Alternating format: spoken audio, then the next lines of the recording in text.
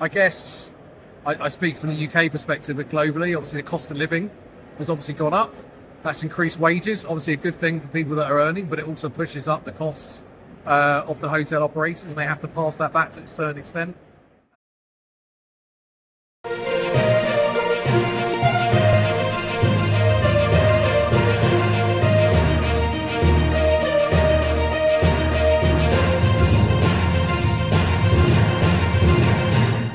Hi, I'm Dan Assor. I'm the event director of No Vacancy London.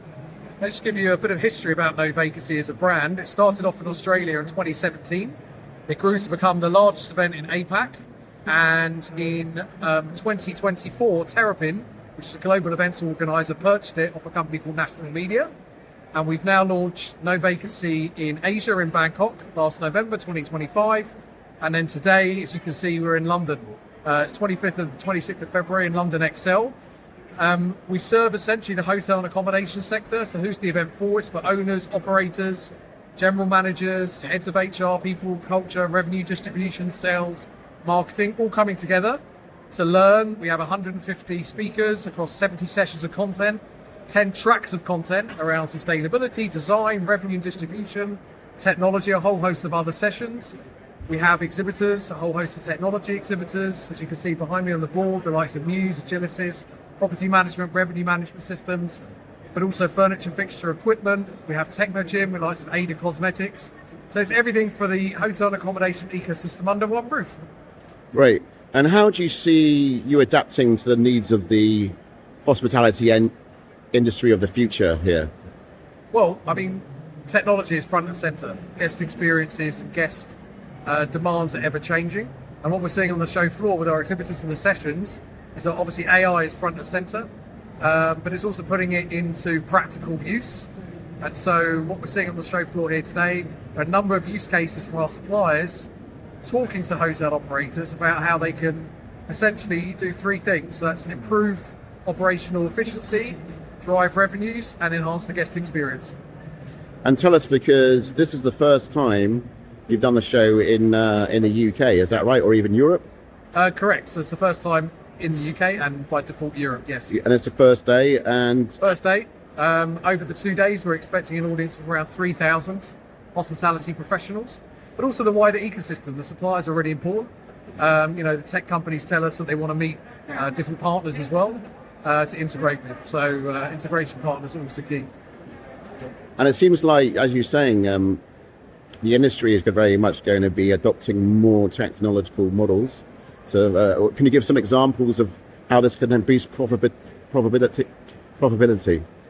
Well, AI chatbots, not only to enhance the guest experience, but also to drive revenues. So if you can imagine turning up at a hotel, people have got the hotel's got your data. It may well be that they know it's your anniversary, so they might send you a message through WhatsApp to try and offer you an upgrade, whether it's on refreshment or some chocolates or an enhanced stay with a spa.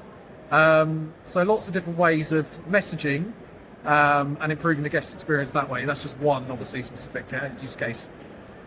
And what challenges do you see the hospitality sector facing in the next few years? Because it's obviously come through, I mean, COVID's a bit of more of a distant memory than it was, but do you see other challenges on the horizon? Yeah, I mean, I guess I speak from the UK perspective, but globally, obviously the cost of living has obviously gone up. That's increased wages, obviously a good thing for people that are earning, but it also pushes up the costs of the hotel operators, and they have to pass that back to a certain extent to their guests as well. So price increases across the board is definitely something that they're seeing. Labour shortages, you mentioned pandemic, obviously a lot of people left the hospitality industry and didn't come back. The effect of Brexit, obviously a lot of the hospitality industry relied on individuals and workforce from outside of the UK, and a lot of them have gone on to other jobs, either back home or in other European countries. So I think, labour, costs, and also it's all very well having all this technology, but making sure that your tech stack is operable. So actually you know what you're doing with the kit that you've purchased. So can you give an example of how the offer at this show can help overcome some of those challenges? I mean, are there anything here which can help? Well, ultimately the sessions that we have, as I said, we have like 70 or 80 sessions. from a whole raft of people that it's really peer-to-peer learning. So you might have a general manager of a brand chain, or a general manager of an independent hotel, or revenue director of a service department owner, and they're there to share and actually share their experiences. So one individual might say this challenge is on workforce, on labour, another has got a challenge on technology. And so these events are, yes, they're here to do business, but also learn from each other. And it's a great opportunity to get out of their hotel or other accommodation out there and actually network and learn and connect with each other. Great. Thank you very much for your time. Thank you. Thanks.